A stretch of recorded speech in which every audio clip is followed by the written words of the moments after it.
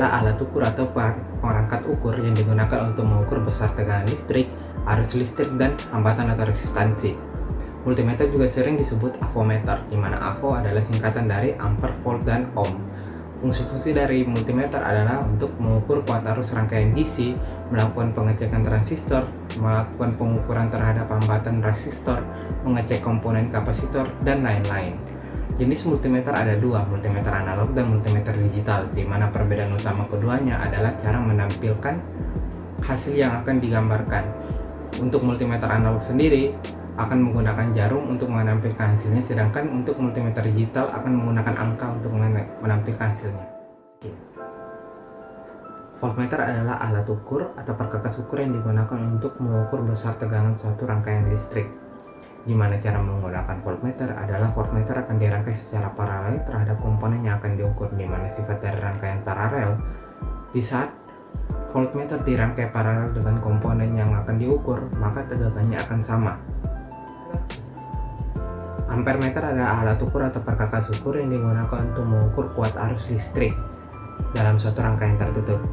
Di mana cara menggunakan ampermeter adalah ampermeter akan dirangkai secara seri terhadap komponen yang akan diukur, di mana sifat dari rangkaian seri, komponen yang akan diukur dengan ampermeter yang dirangkai secara seri akan bernilai sama pada nilai arusnya. Ohmmeter adalah alat ukur hambatan listrik, yaitu daya untuk menahan mengalirnya arus listrik dalam suatu konduktor. Cara menggunakan ohmmeter, alat ohmmeter ini menggunakan galvanometer untuk mengukur besarnya aliran arus listrik pada suatu hambatan listrik, yang kemudian dikalibrasikan ke dalam satuan ohm. Osiloskop merupakan alat ukur di mana bentuk gelombang sinyal listrik yang diukur akan ditampilkan pada layar cathode ray tube atau CRT berupa grafik amplitudo dalam domain waktu. Jenis dari osiloskop ada dua, osiloskop analog dan osiloskop digital. Di mana osiloskop analog, hasil yang ditampilkan akan berupa hasil real time, sedangkan osiloskop digital, hasil yang ditampilkan akan disamping atau dicuplik terlebih dahulu sebelum ditampilkan. Jenis dari pengukuran osiloskop ada tiga, pengukuran tegangan bolak-balik, pengukuran frekuensi, dan pengukuran beda fasa. Fungsi generator adalah alat ukur elektronika yang menghasilkan atau membangkitkan gelombang berbentuk sinus, segitiga, rem, segi empat, atau bentuk gelombang pulsa.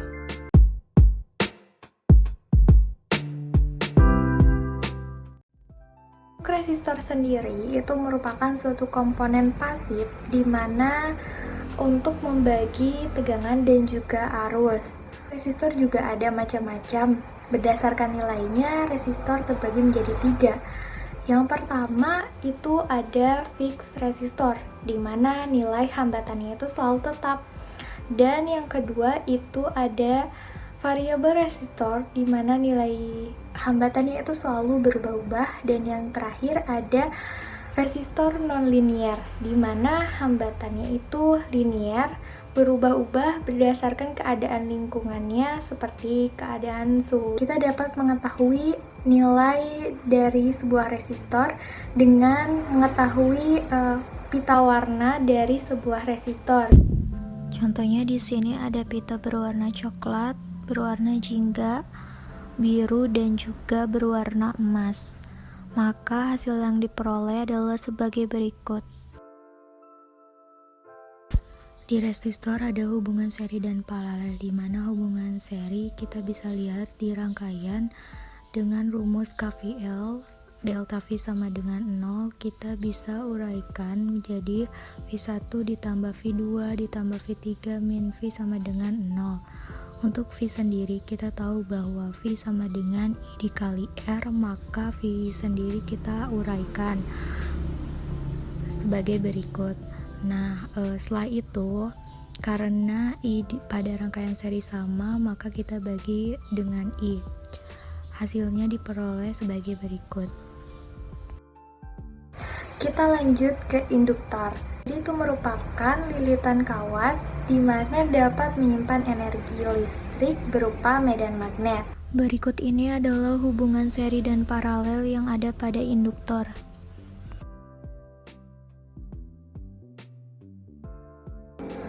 Selanjutnya ada kapasitor, di mana kapasitor itu merupakan suatu komponen elektronika yang dapat menyimpan muatan listrik. Di kapasitor juga terdapat hubungan seri dan paralel, di mana rumusnya adalah sebagai berikut.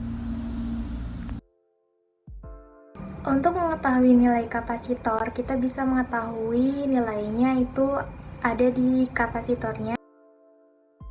Adapun dengan cara lain yaitu dengan kita melihat pita warna, sama halnya dengan resistor yang tadi dijelaskan, itu di kapasitor juga terdapat pita warna.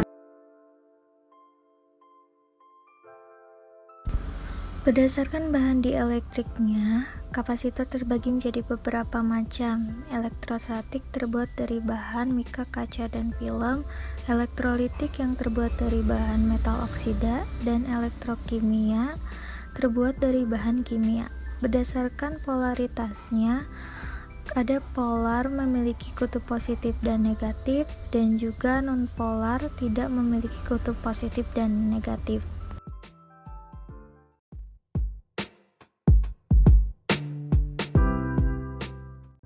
Assalamualaikum warahmatullahi wabarakatuh. Kode asisten saya adalah DNA. Saya di sini akan menjelaskan tentang rangkaian arus arah. Rangkaian arus arah dibagi menjadi 3. Yang pertama adalah rangkaian linier. Rangkaian linier adalah rangkaian yang terbentuk oleh sumber-sumber linier, dan persamaan arus dan tekanan dari rangkaian tersebut memenuhi persamaan linier. Suatu persamaan dikatakan linier apabila memenuhi sifat superposisi, yaitu fungsi Kx sama dengan K dikalikan fungsi X, di mana K adalah konstanta. Sebagai contoh, kita akan menentukan besar tegangan di R. Rumusnya adalah VR sama dengan I dikalikan R. Besar VR itu sama dengan besar V, sehingga rumusnya menjadi V sama dengan I dikalikan R. Karena nilai R itu tetap, maka kita asumsikan bahwa V itu sebanding dengan I. Di sini terdapat grafik antara V dengan I, sehingga kita simpulkan bahwa rangkaian ini adalah rangkaian linier. Yang kedua adalah teorema superposisi. Teorema superposisi adalah suatu respon total atau tegangan pada setiap titik dalam rangkaian linier yang memiliki banyak sumber bebas dapat dipandang sebagai jumlah respon yang disebabkan oleh masing-masing sumber secara independen, dan sumber lain diganti dengan resistansi dalamnya. Sebagai contoh, kita menentukan besar arus yang melewati R2, simbolnya adalah I. Langkah pertama adalah kita nonaktifkan sumber arus menjadi open circuit. Lalu kita menentukan nilai I1. Lalu langkah yang kedua adalah kita menonaktifkan sumber tegangan menjadi short circuit. Lalu kita menentukan besar I2. Maka rumusnya adalah I sama dengan I1 ditambah I2. Yang ketiga adalah teorema substitusi.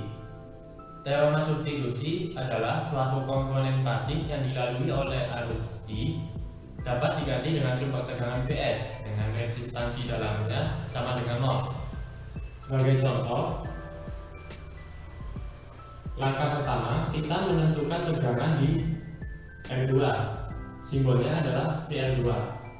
Lalu kita ganti R2 ini dengan sumber tegangan.